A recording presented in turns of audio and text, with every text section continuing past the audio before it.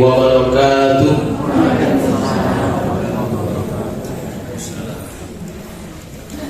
Alhamdulillahi rabbil alamin alladzi arsala rasulahu bil huda wa dinil haqq liyudhhirahu 'ala ad-dini kullihi wa kafa billahi shahida. Ashhadu an la ilaha illallah wahdahu la syarika lah wa asyhadu anna Muhammadan 'abduhu wa rasuluh. Faqad qala Allah ta'ala fi kitabihil karim ba'da a'udzu billahi minasyaitonir rajim. Bismillahirrahmanirrahim. Ya ayyuhalladzina amanu taqullaha haqqa tuqatih wa la tamutunna illa wa antum muslimun. Wa qala Rasulullah sallallahu alaihi wasallam, fa inna asdaqal hadithi kitabullah wa khairal hadi hadi Muhammad sallallahu alaihi wasallam wa sharral umuri muhdatsatuha fa inna kulla muhdatsatin bid'ah wa kulla bid'atin dhalalah amma ba'd.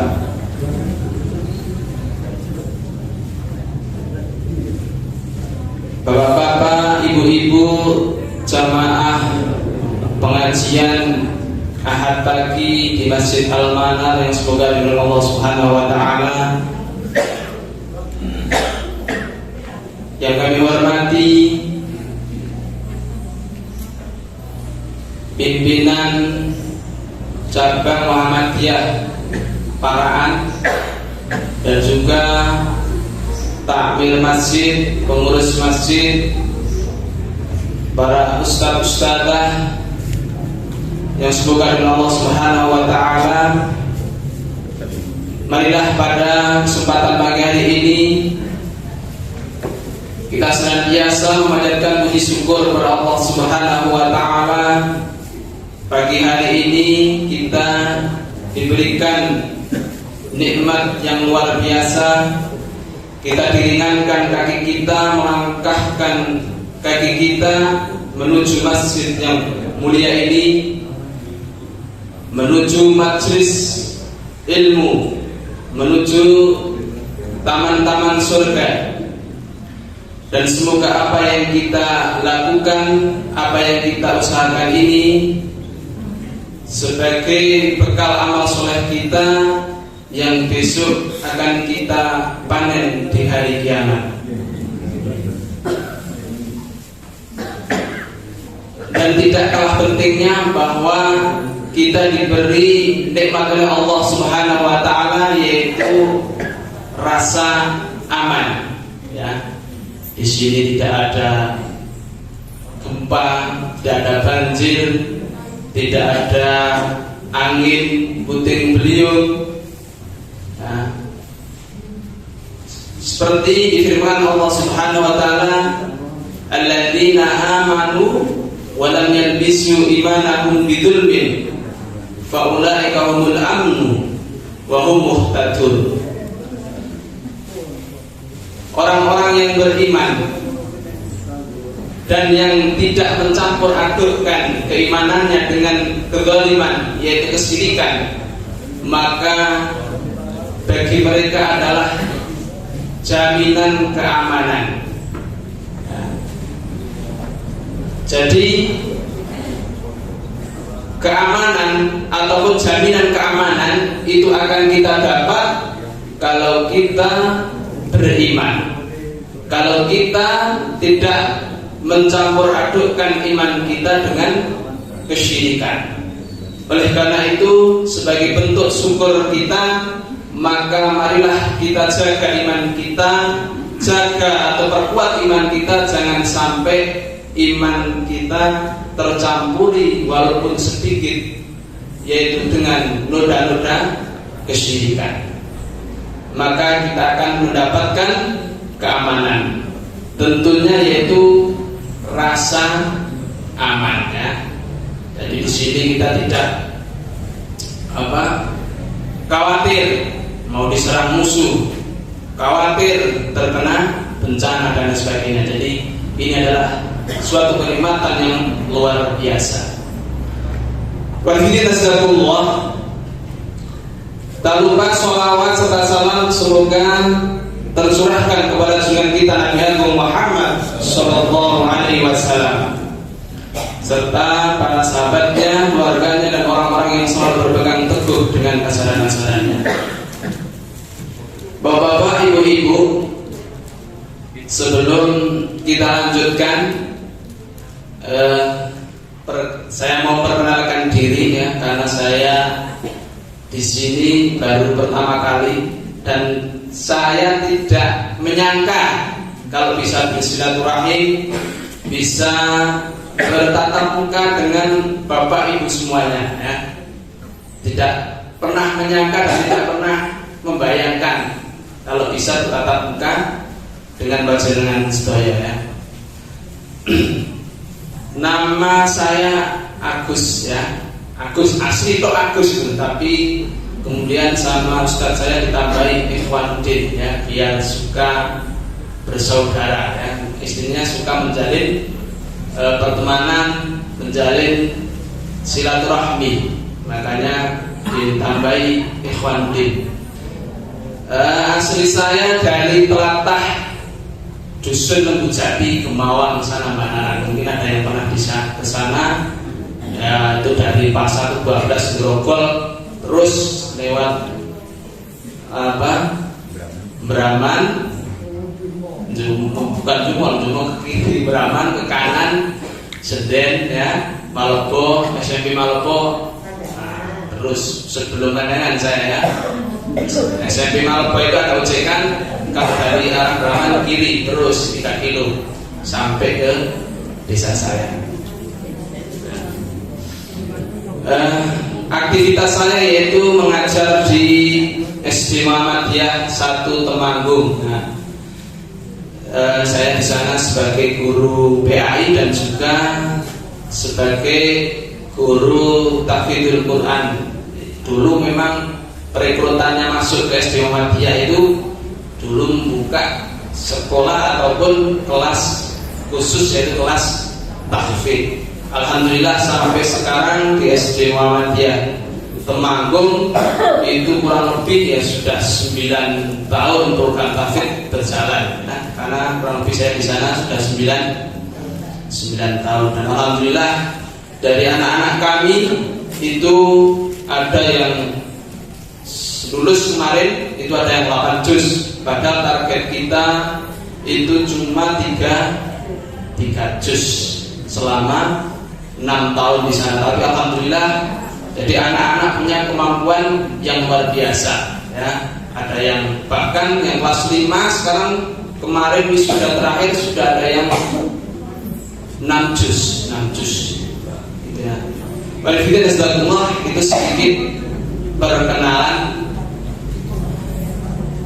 Bapak Ibu yang dirahmati Allah Subhanahu wa taala, sebenarnya saya tidak pantas di sini, makanya mari kita belajar bersama-sama, karena yang biasanya ngisi di sini ini adalah ustaz-ustaz kibar, guru-guru kami ya, Ustaz Agus Effendi, Ustaz Makmun ya, dan lain sebagainya. Nah, kemarin kebetulan ketemu dengan Pak Mukhlas itu, saya nggak bisa, tinggal besok saja kok berangkat lah.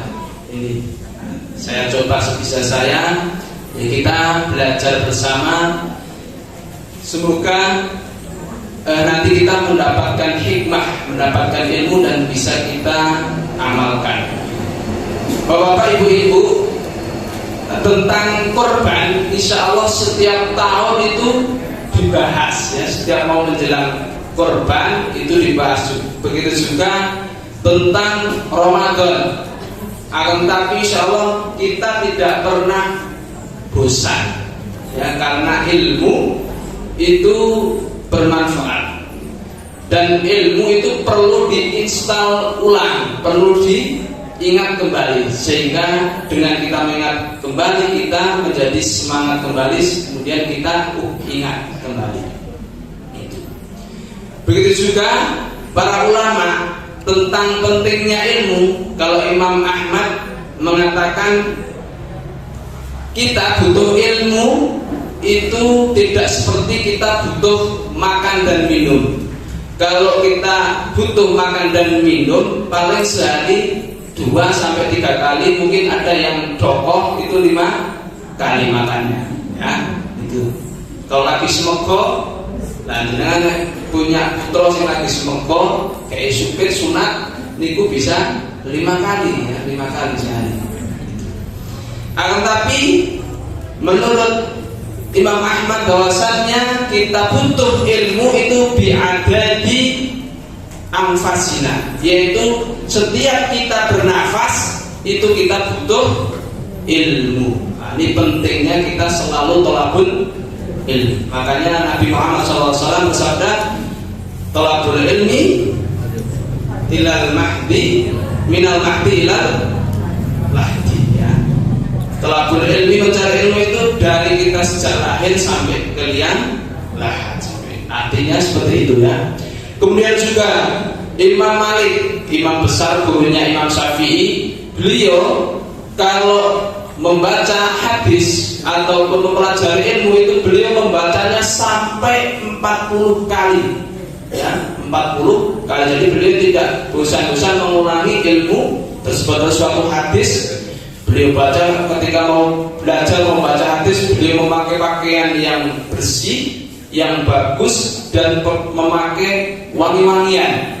Nah, kemudian beliau suatu ilmu atau suatu bab itu mesti paling tidak dibaca 40 kali ya. Makanya ini juga sebagai apa istilahnya, sebagai metode di antara metode menghafal Al-Quran, yaitu kita membaca 40 kali. Kalau dulu kita pernah ikut workshop dengan metode atau takriri itu mengulang-ulang, menghafal tanpa menghafal, hafal tanpa menghafal. Jadi dengan kita mengulang-ulang 40 kali itu nyantol sendiri ya. Boleh dibuktikan ya. Misalnya amma yatasaalun sampai 40 kali kita dengan melihat Quran itu nanti akan nyantol sendiri, tidak menghafal sambil merem-merem, tapi ketika hafal ya. Itu jadi Al-Quran itu mudah untuk dihafal. Oleh karena itu insyaallah pada kesempatan kali ini kita akan membahas tentang keutamaan korban dan apa-apa yang berkaitan dengan korban.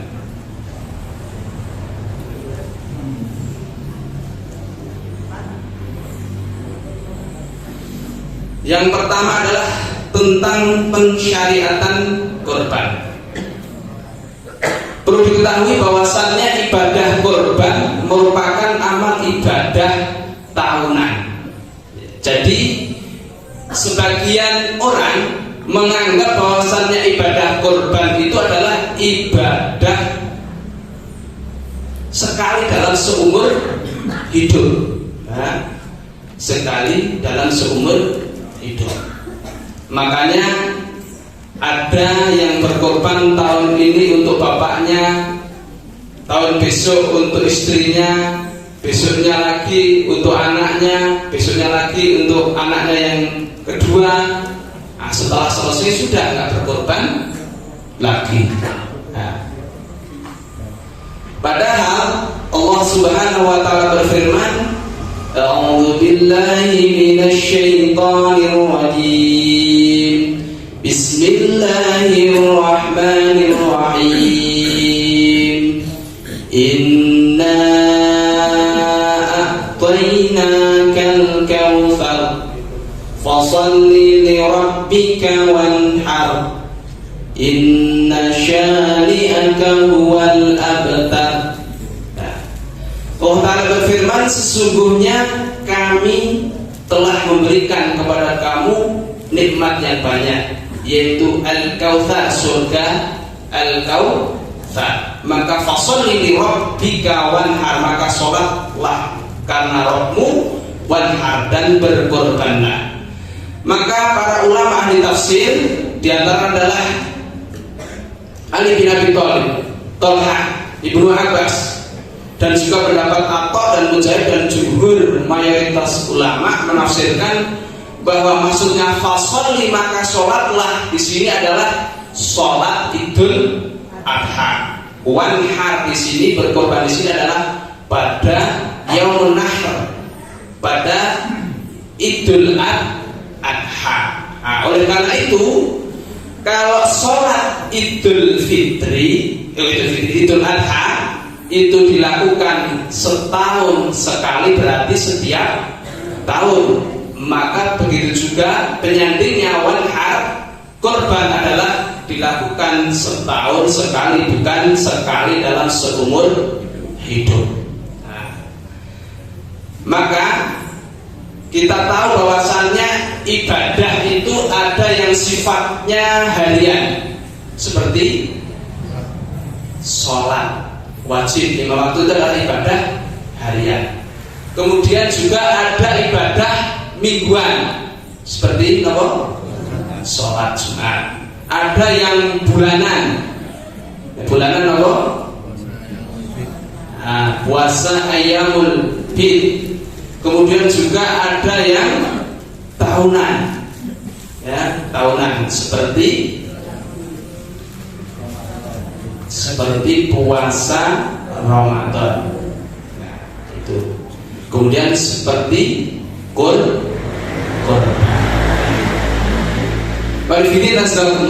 Maka dari sini sudah jelas bahwasannya ibadah kurban itu termasuk amal ibadah tahunan, bukan seumur hidup satu kali.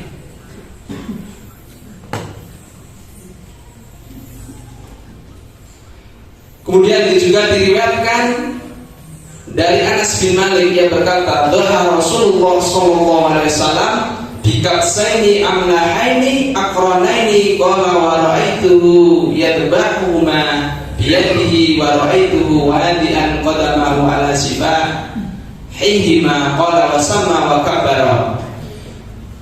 Rasulullah sallallahu alaihi wasallam berkorban dengan 2 ekor kambing gibas putih yang telah tumbuh tanduknya. Anas berkata, aku melihat beliau menyembelih 2 ekor kambing tersebut dengan tangan beliau sendiri. Aku melihat beliau menginjak kakinya di pangkal leher kambing itu. Beliau membaca basmalah dan takbir. Hadis riwayat Bukhari. Ya, ini berarti menunjukkan dalil disyariatkannya udhiyah ataupun kurban. Maka dari firman Allah tadi dan juga dari hadis ini, maka muncul hukum kurban. Ada yang mengatakan sunnah, bukan wajib. Ini merupakan pendapat Imam Nawawi, Ibnu Hajar, dari Imam Syafi'i dan Baihaqi dari Abu Suraihah. An Abi Bakr wa Umar radhiyallahu anhuma annahuma la yadhayani makhafatan ayyura dzalika wajiban. Dari Abu Bakar dan Umar bahwasannya mereka berdua tidak berkorban karena merasa takut kalau dirasa sebagai kewajiban. Jadi dari riwayat ini pernah Abu Bakar dan Umar itu tidak berkorban, jadi tidak setiap tahun berkorban. Karena apa? Karena takut dianggap wajib. Ini yang berpendapat sunnah. Kemudian yang kedua, yang berpendapat sunnah muakkad, sunnah yang ditekankan, yaitu pendapat Imam Rafi'i, Abu Bakar, Umar, Sa'id bin Musayyib dan juga Atha, Malik dan Ahmad dan lain-lainnya. Kemudian yang ketiga, yaitu berpendapat bahwasannya korban adalah wajib hukumnya bagi orang yang mampu dan mungkin. Di antara yang berpendapat seperti ini adalah Imam Abu Hanifah. Mereka berdalil yaitu, langsung saya bacakan ini ya. Qala Rasulullah SAW an Abi Hurairah radhiyallahu anhu, qala Rasulullah SAW, man wajada sa'atan li ayyi yudhha falam yudhhi fala yahdhura musallana. Di riwayat yang lain, man kana lahu sa'atan falam yudahhi fala yuqarriba musallana. Ya. Nabi Muhammad SAW bersabda, barang siapa yang memperoleh kelapangan untuk berkorban dan dia tidak mau berkorban, maka jangan mendekat, jangan mendatangi musola kami, yaitu tempat sholat id kami. Nah, maka dari sini banyak ulama yang berpendapat bahwasannya hukum korban itu wajib bagi yang sudah mampu, ya. Karena ini ada wa'id, kan, ini ada ancaman, barang siapa yang mampu tapi kok tidak mau berkorban, maka jangan mendekat. Berarti Nabi Muhammad SAW mengusir orang-orang yang mampu tapi tidak mau berkorban, maka diusir, tidak boleh mendekat, tidak boleh ikut sholat id. Maka dari tadi, ya, bahwasannya fasholli li rabbika wanhar, ini menunjukkan ibadah korban adalah ibadah tahunan, dan juga dikuatkan dengan ini menunjukkan kewajiban korban bagi yang sudah mampu.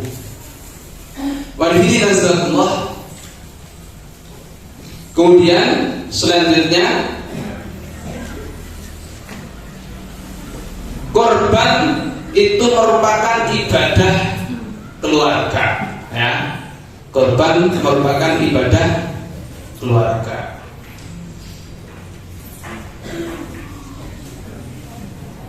Seperti yang dikatakan oleh Abu Ayyub Al-Ansari ketika ditanya oleh Atha bin Yasar. Atha bin Yasar ini adalah ulama tabi'in, ya. Bertanya kepada Abu Ayyub Al-Ansari. Abu Ayyub Al-Ansari adalah sahabat.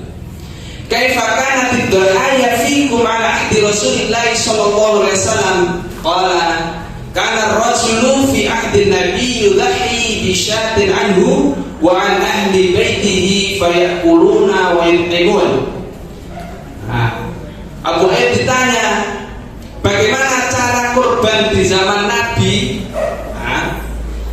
Dia berkata, dulu kami para sahabat, seseorang menyembelih satu kambing untuk dirinya dan keluarganya. Mereka makan sebagian dan mereka sedekahkan untuk sebagiannya. Nah, ini. Maka yang terkadang sebagian orang belum memahami bahwasannya kurban itu ya untuk satu orang, maka sangat eman-eman sekali kalau korbannya seharusnya itu pahala korbannya itu bisa melingkup atau mengikutkan anggota keluarganya, akan tetapi cuman satu tok. Seperti tadi di awal tadi, ya, hari ini atau tahun ini ayahnya, tahun besok ibunya, tahun besoknya lagi anak pertama, tahun besoknya lagi anak kedua, dan seterusnya. Nah, ini maka sangat iman-iman sekali bahwasannya kurban itu bisa untuk satu keluarga. Ini yang perlu kita ketahui. Berpikir Rasulullah, karena apa? Karena ibadah itu ada yang sifatnya wajib kifayah, ya, mewakili, seperti sholat jenazah.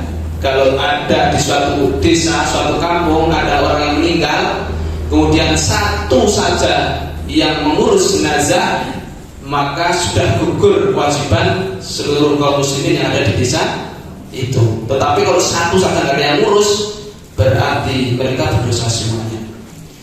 Kemudian juga seperti apa lagi kalau yang mewakili yang lain, ibadah apa lagi? Seperti adzan itu juga wajib kifayah. Dan juga ada kewajiban setiap individu, baik itu anak kecil, baik itu sudah balik, merdeka ataupun tidak merdeka, itu semuanya wajib. Seperti pada apa? Zakat fitrah, ya. Kemudian juga ada yang khusus bagi orang-orang yang sudah balik, sudah mumayyiz, sudah berakal, yaitu seperti ibadah sholat. Kemudian juga ada yang kewajibannya hanya untuk satu orang atau satu warga saja, seperti zakat. Jadi zakat itu yang wajib membayar cuman kepala keluarga, ya, cuman kepala keluarga. Yang lainnya, anaknya dan juga tidak, ya. Dan juga seperti korban ini, jadi satu untuk keluarga. Maka dari pengantar ini tadi, dari bahwasannya korban itu 1 tahun sekali, ya, ibadah tahunan berarti, dan juga korban termasuk ibadah keluarga, maka kita bisa mengecek, ya, kita bisa mengecek tentang kesadaran berkorban dari setiap desa ataupun dari setiap masjid sini, masjid sana, itu bisa ngecek. Karena itu termasuk ibadah keluarga, berarti berdasarkan kakak, Nah, tinggal tanya saja yang di masjid di sini berapa RT? Komisinya 4 RT. 4 RT berapa kakaknya? Oh, 200. Berarti jumlah data hewan kurbannya ya 200. Berarti ini kesadaran berkorbannya sudah luar biasa. Nah, begitu. Akan tetapi kebanyakan kaum muslimin, ya, itu 30% dari kakak masjid sekitar saja yang berkorban itu sudah banyak sekali, ya, sudah banyak lagi. Apalagi kalau seperti tadi setelah kita mengkaji ini, ternyata korban itu wajib bagi yang mampu. Ternyata korban itu adalah ibadah keluarga dan ibadah tahunan. Berarti kalau setiap tahun itu mungkin jumlah kakaknya di sini 200, wah, luar biasa. 200 kambing atau 200 sapi, wah, ngeri, ya. Ini luar biasa. Alhamdulillah. Di sini insya Allah sabun nggih Pak, mau kelas? Insya Allah, ya. Insya Allah. Kalau di sini di keuangan itu insya Allah sudah kesadarannya sudah luar biasa. Kemudian selanjutnya, batasan keluarga yang bisa diikutkan dalam korban, ya, siapa saja yang bisa diikutkan untuk mendapatkan pahala korban, yaitu menurut Imam Al-Baji dari ulama Malikiyah mengatakan boleh bagi seorang menyembelih seekor kambing untuk dirinya dan keluarganya, yaitu ahli baitihi dan nafaqatihi, yaitu satu rumah dan nafkahnya ditanggung dirinya. Kemudian juga Ibnul Habib juga menyatakan orang tua juga boleh melibatkan anaknya walaupun sudah balik dan juga kaya, walaupun dia balik kaya, ya, yang penting masih satu rumah dan masih dinafkahi oleh orang tuanya. Maka kesimpulannya, yang batasan ataupun orang yang bisa diikutkan dalam korban, makanya adalah yang pertama syaratnya adalah tinggal serumah, kemudian masih ada hubungan kerabat, entah itu bibi, paman, pakde, ya, kalau tinggal serumah dengan kita dan juga nafkahnya ditanggung oleh kita, berarti mereka, kalau kita korban, mereka juga berhak ataupun otomatis mendapatkan pahala korban. Manfaatnya itu tentang batasan keluarga yang bisa diikutkan dalam kurban. Selanjutnya yaitu tentang keutamaan kurban. Keutamaan yang pertama bahwasannya kurban merupakan pintu mendekatkan diri kepada Allah. Jadi kurban adalah sarana untuk bertakarub kepada Allah Subhanahu wa taala.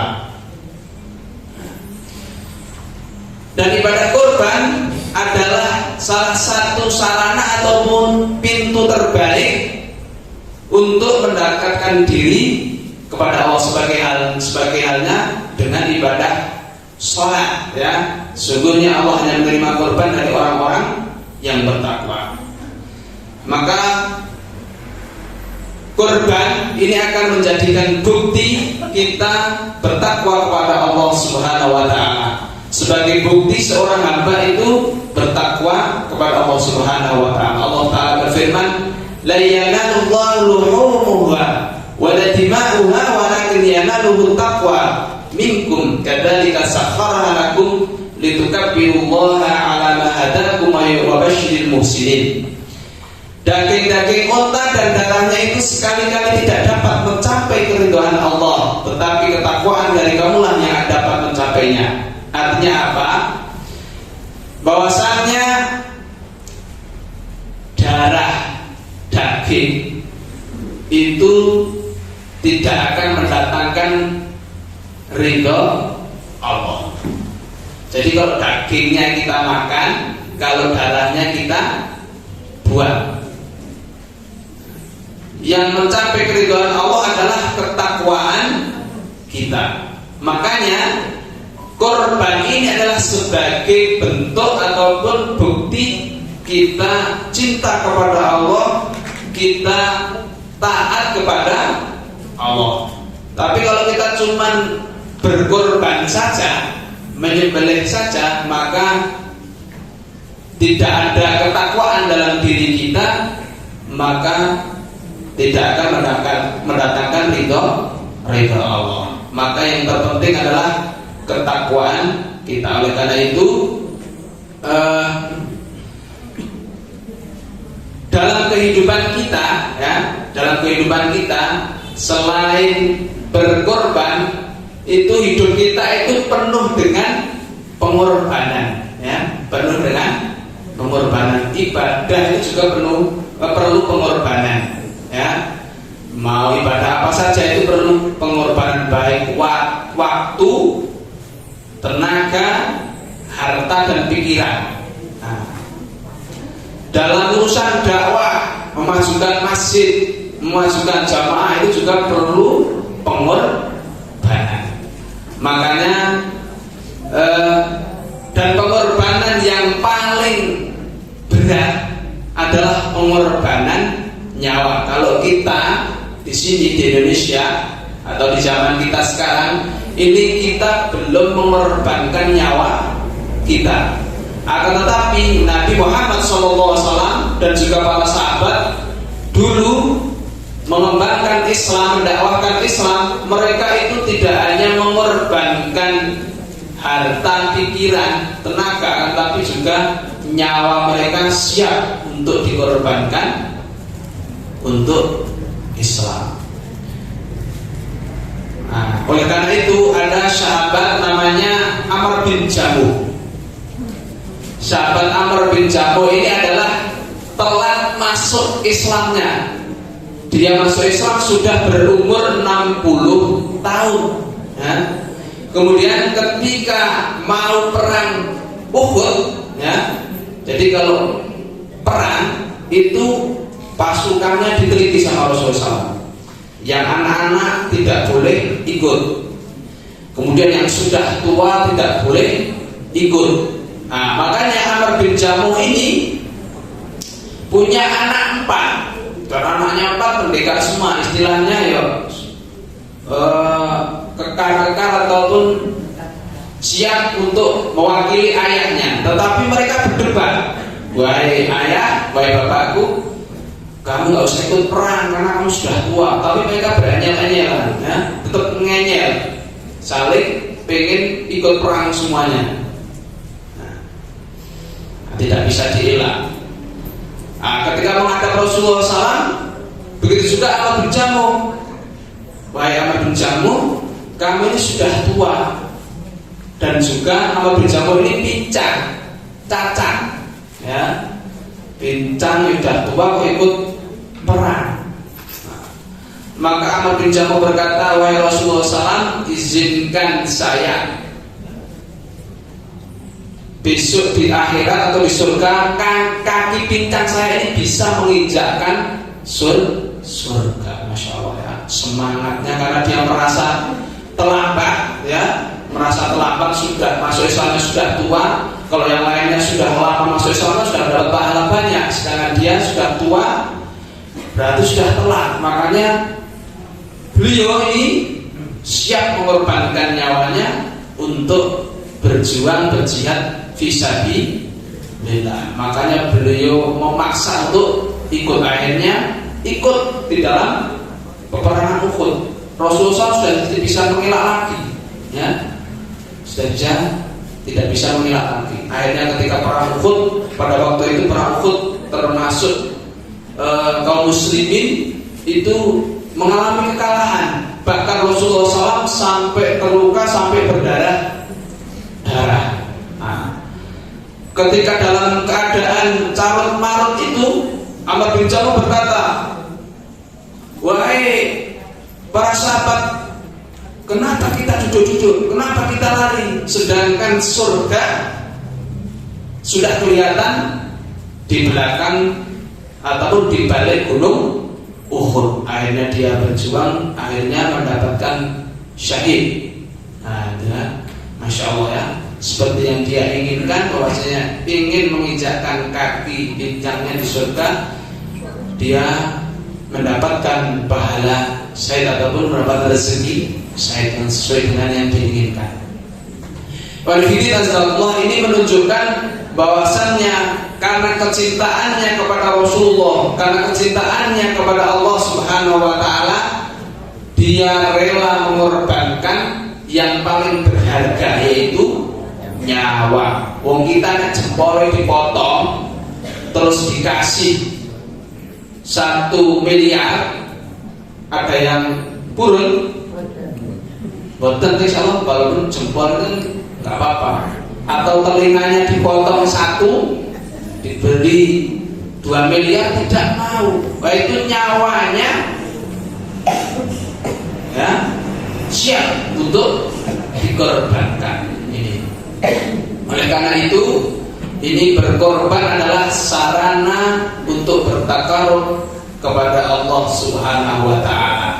Maka kalau kita baru berkorban dengan sapi, dengan kambing, itu belum seberapa daripada perjuangan para sahabat, perjuangan para nabi yang siap nyawanya untuk dikorbankan. Ya.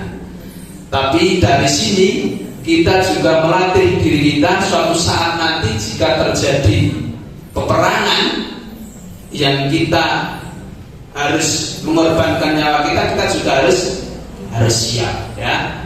Karena janji Nabi itu nanti di akhir zaman kita juga akan melawan orang-orang kafir, ya, orang kafir, terutama adalah tentaranya Dajjal, ya. Wah, kayak gitu muga-muga ora ketemu. Pengen ketemu apa pengen mboten? Pengen menangi perang niku napa mboten? Mboten nggih. Nah, itu kembali dengan Amr bin Jamuh. Amr bin Jamuh itu pengen ikut perang supaya mendapat pahala syahid. Nek dhewe kita malah wedi nek ketemu perang, pengen sing aman. Padahal Masya Allah pahala syahid itu, jadi kelihatannya orang itu kena bom, kena tembak, kena bacok, tapi dia ketika dicabut nyawanya itu seperti dicubit bidadari. Bidadari aja belum pernah, ya, pernah lihat bidadari itu pahalanya. Tapi kita kelihatannya ngeri, remuk, kan? Dan darahnya itu bau. kesturi ya, bau wangi itu. Makanya dulu para sahabat sangat menginginkan mati syahid ya. Itu kan. Dan besok tidak ada hisab lagi Bu kalau syahid itu. Jadi kalau yang lainnya itu masih ditanya warna-warna, kalau kita mendapat pahala syahid itu langsung ke surga, tidak ada pertanyaan, tanpa hisab. Itu Masya Allah. Makanya para sahabat itu sangat bersemangat. Makanya dalam sejarah peperangan-perangan antara kaum muslimin dengan kaum kafir itu biasanya banyak sekali dimenangkan oleh kaum muslimin, walaupun bandingannya sangat berbeda jauh. Seperti perang Badar, kaum muslimin cuma 300, sedangkan musuhnya 1000. Berarti 1/3 ya. Kemudian perang Yarmuk itu malah ratusan ribu pasukannya, kaum muslimin cuma berapa ribu tok, tapi dimenangkan oleh kaum muslimin. Karena apa? Karena hakikatnya kalau kaum muslimin berperang itu boleh mati ya. Pengennya mati, sedangkan mereka berperang takut mati, ada ngeri kan? Yang sini pengen mati, malah yang sana nggak pengen mati. Padahal itu luar biasa. Jadi tidak mudah mendapat pahala syahid. Khalid bin Walid yang terkenal sebagai panglima yang tidak pernah terkalahkan, itu meninggalnya di atas ranjang, padahal di tubuhnya itu ada ratusan bekas sabetan pedang, tapi meninggalnya tidak mati syahid. Makanya dia nangis ketika mau meninggal. Wahai Khalid, kamu adalah orang yang sangat banyak jasanya dalam Islam. Kenapa kamu ketika mau meninggal kok nangis? Karena teman-teman saya, sahabat-sahabat saya itu mendapatkan pahala syahid, sedangkan saya malah mati di atas ranjang. Bahwasanya dulu saya adalah panglima yang terkenal, tidak pernah terkalahkan. Karena tidak terkalahkan pernah pada zamannya Umar bin Khattab, itu beliau dicopot dari panglima. Takut apa? Takut nanti dia menjadi sombong. Maka sama Umar bin Khattab dicopot menjadi tentara biasa, prajurit biasa, tidak menjadi panglima. Nah itu beda ya, beda dengan para sahabat dengan kita malah putih. Makanya dulu nggak usah jauh-jauh, pahlawan kita di Diponegoro melawan Belanda bisa bangkrut sebangkrut-bangkrutnya. Ya karena memang Diponegoro dan para sahabatnya ya mempertahankan negara kita, mempertahankan agama kita itu ya pengennya mencari kemenangan, Jadi kalau orang Islam berjuang itu menang semuanya. Kalau mati berarti menang, mendapat kesahidan. Kalau menang ya mendapatkan kemenangan dan mendapatkan harta rampasan. Kita lanjut. Udah jam 7 ini, sampai jam berapa Pak Mas? Jadi Bapak mau beraktivitas loko-loko dengan. Yang kedua, sebagai saksi amal di hadapan Allah, ya. An Aisyah anna Nabi sallallahu alaihi wasallam qala ma 'amila ibnu Adam yawman nahri 'amalan ahabba ila Allah azza wa jalla min hiraqati dami wa innahu la ya'ti yawmal qiyamati bi quruniha wa dalafiha wa ash'ariha wa inna ad-dama la yaqa'u min Allah azza wa jalla bi makanin qabla an yaqa'a al-ardi fatibu biha nafsa. Dari Aisyah, Nabi Muhammad SAW bersabda, tidaklah pada hari Nahar manusia beramal suatu amalan yang lebih dicintai oleh Allah daripada mengalirkan darah dari korban. Jadi amalan yang utama pada hari Idul Adha adalah mengalirkan darah korban. Nah, sekarang yang jadi pertanyaan, kalau mungkin di Parahan ada bencana, mungkin di Parahan yang sana Bapak ada longsor, Bapak yang membutuhkan uluran tangan kita, sedangkan hari besok ini kita mau berkorban. Apakah uang kita yang sudah kumpulkan, yang sudah ditabung itu kita gagalkan untuk korban dan kita salurkan ke sana karena sana lebih butuhkan? Apa kita tetap berkorban?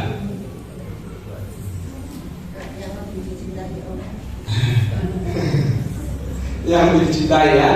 Tapi kan sama-sama membutuhkan, sana lebih membutuhkan, dan belum ada yang mengulurkan bantuan ke sana.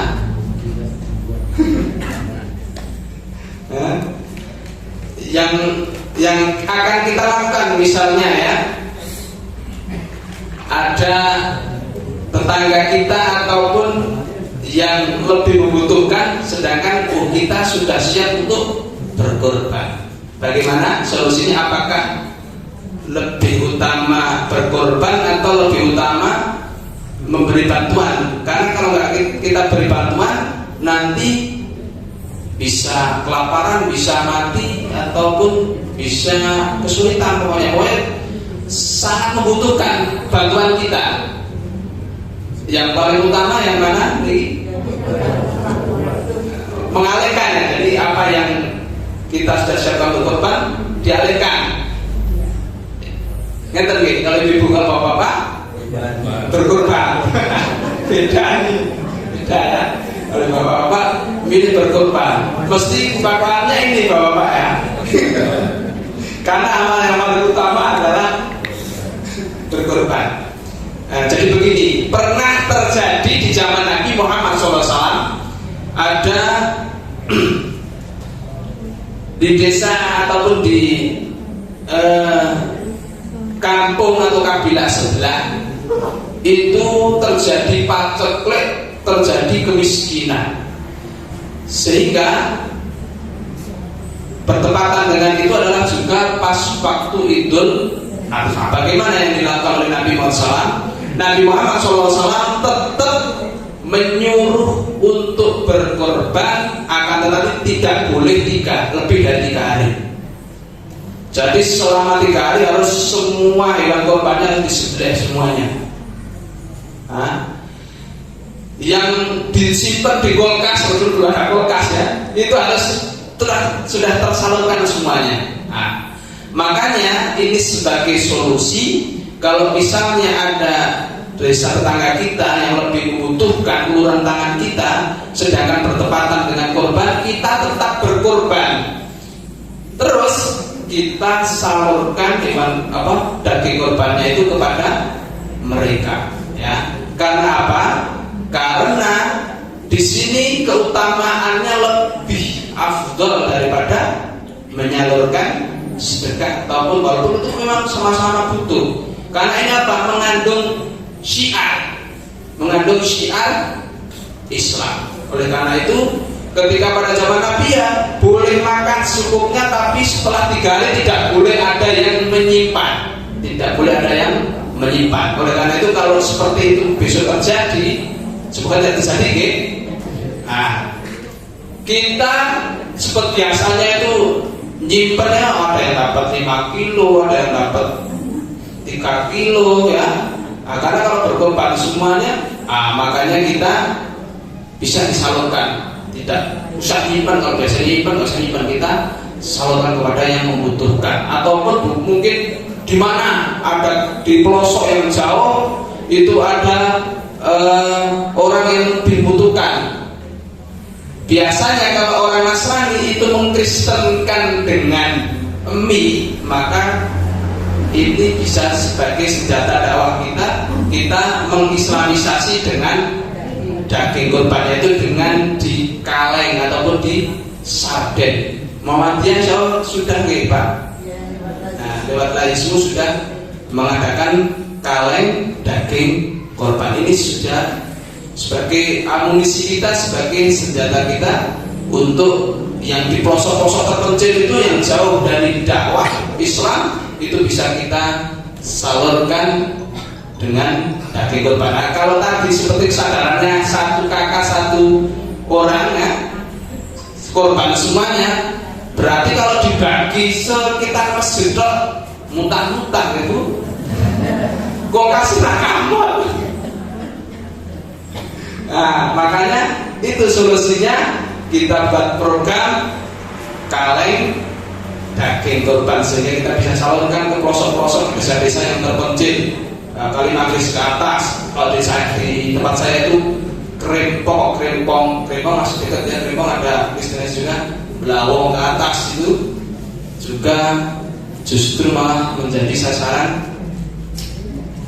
misionaris. Nah, ini bisa kita seperti itu. Nah, ini karena pahalanya, ini besok rambutnya, darahnya ini akan menjadi saksi di hari kiamat. Selanjutnya yang ketiga,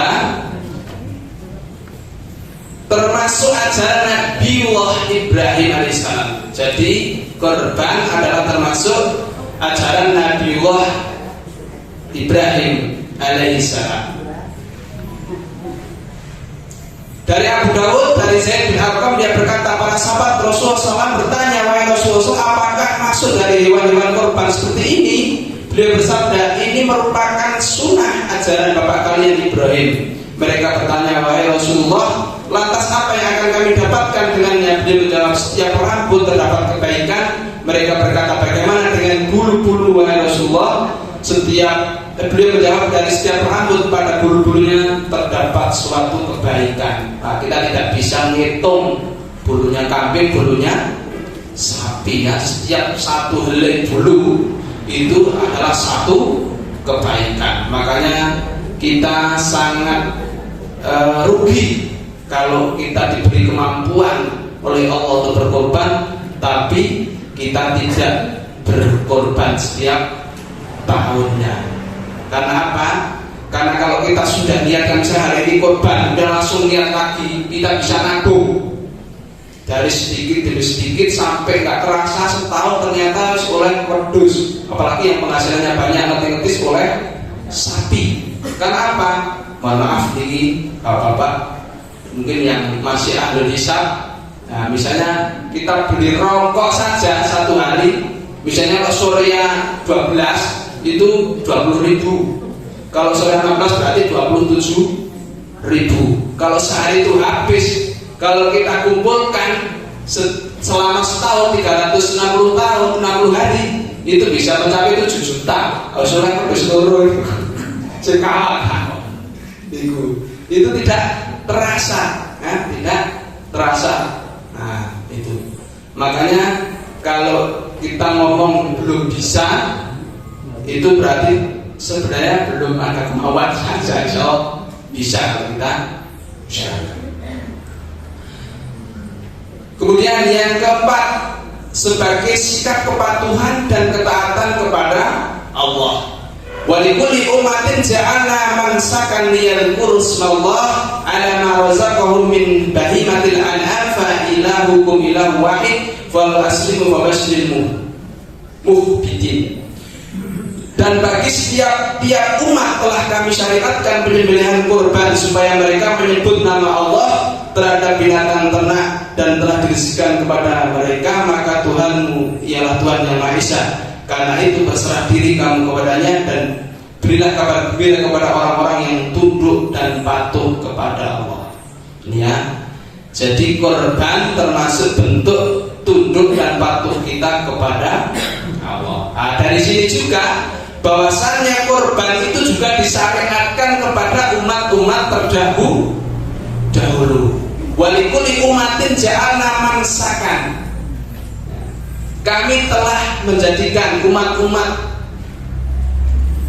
yang telah lalu, umat terdahulu itu juga mempunyai penyembelihan korban. Bani Israel itu juga ada syariat korbannya. Umat-umat yang lain juga ada syariat korban. Jadi korban itu tidak hanya di kita saja mengikuti sunnahnya Nabi Ibrahim. Nah, kisahnya insya Allah sudah hafal ya, tentang bagaimana Nabi Ibrahim menyembelih Nabi Ismail. Nah, kemudian diganti oleh Allah dengan domba yang besar. Kemudian yang kelima, membedakan dengan orang kafir ya.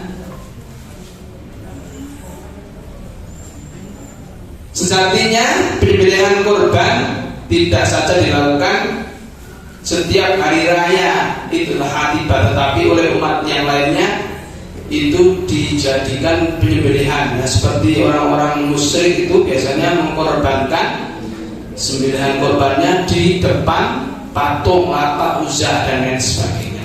Nah, ini makanya Allah Ta'ala berfirman, "Qul inna sholati wa nusuki wa mahyaya wa mamati lillahi rabbil alamin la syarika lahu wa bidzalika umirtu wa ana awwalul muslimin." Sesungguhnya sholatku, sembelihanku, yaitu korbanku, hidupku dan matiku hanyalah untuk Allah Rabb semesta alam, tiada sekutu baginya, dan demikianlah itu yang diperintahkan kepadaku, dan aku adalah orang-orang yang pertama menyerahkan diri kepada Allah. Ini ya. Jadi ibadah korban ini membedakan kebiasaan dengan orang-orang kafir. Kalau orang-orang kafir itu berkorban bukan untuk Allah, kalau kita berkorbannya untuk Allah Subhanahu wa ta'ala. Kemudian yang ke-6, yaitu sebagai bentuk syukur kita kepada Allah Subhanahu wa ta'ala. Jadi Allah Subhanahu wa ta'ala telah memberikan kita nikmat berupa binatang ternak, ya. Jadi kalau binatang ternak itu sama Allah dijinakkan, maka sebagai bentuk syukur kita adalah berkorban kepada Allah. Coba kalau nggak jinak, repot kita mau nyembelih. Kalau kita punya ayam saja, ya, ketika mau disembelih itu malah lari kabur si muda-muda nanti sayang, ya. Apalagi kalau sapi kambing itu tidak di kandang-kandang, itu bebas liar, itu seperti di Australia atau apa. Nah itu susah kita menangkapnya. Wong yang sudah di kandang saja, kalau yang nggak jinak pas menyembelih korban, itu ada yang jadi korban malah bukan sapinya yang dikorban, malah panitianya yang dipengkal masuk rumah sakit. Itu ada tuh. Nah itu karena apa? Sapinya tidak jinak, ganas, mau dijatuhkan keker gini, wah ngerti-ngerti, wah dipengkal, disepak semaput, pingsan protol kayak gini, malah jadi korban panitia. Bukan sapi yang dikorban, malah panitianya jadi korban. Nah ini makanya ini sebagai bentuk syukur kita kepada Allah karena Allah telah menjinakkan hewan korban.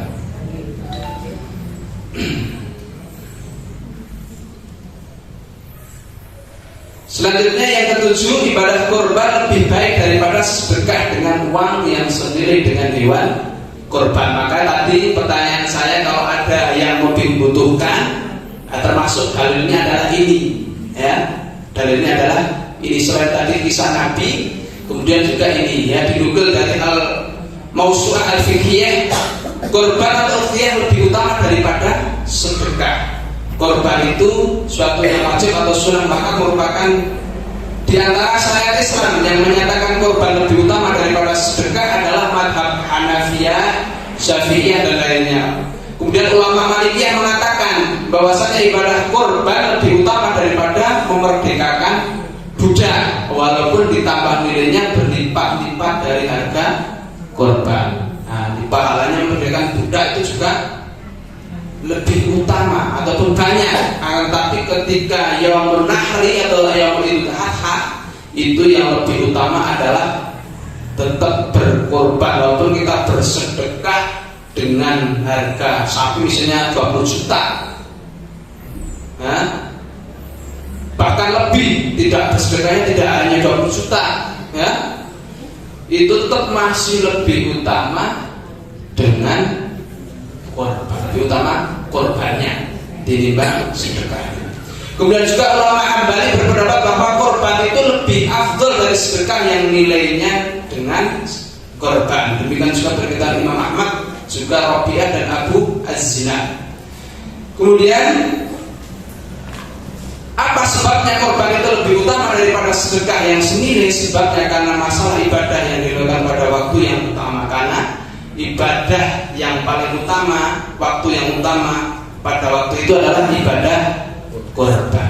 Kemudian juga Ibnu Qayyim rahimahullah berkata, penyembelihan yang dilakukan di waktu mulia lebih afdal daripada sedekah senilai penyembelihan tersebut. Oleh karena itu, jika seorang bersedekah untuk menggantikan kewajiban penyembelihan pada manasik tamattu dan qiran, meskipun dengan sedekah yang senilai atau berlipat ganda, tentu tidak menyamai keutamaannya. Hanya jadi korban lebih utama daripada amalnya. Yang kedelapan, berdimensi sosial ekonomi. Insyaallah dengan adanya korban ya, itu bisa dirasakan oleh fakir miskin dan masyarakat sekitar. Kalau orang-orang fakir miskin itu makan daging sapi atau kambing itu mungkin sangat jarang sekali, maka sesekali mereka mendapatkan ataupun merasakan nikmatnya memakan daging kambing atau daging sapi ya. Adanya penyembelihan pada Idul Adha ini. Walhidin astagfirullah, itu diantara keutamaan korban dan masih banyak lagi. Walhidin astagfirullah, itu yang dapat saya sampaikan. Kita tutup dengan bacaan hamdalah dan doa penutup majelis. Alhamdulillahirabbil alamin. Subhanakallahumma wa bihamdika asyhadu an la ilaha illa anta astaghfiruka wa atubu ilaik.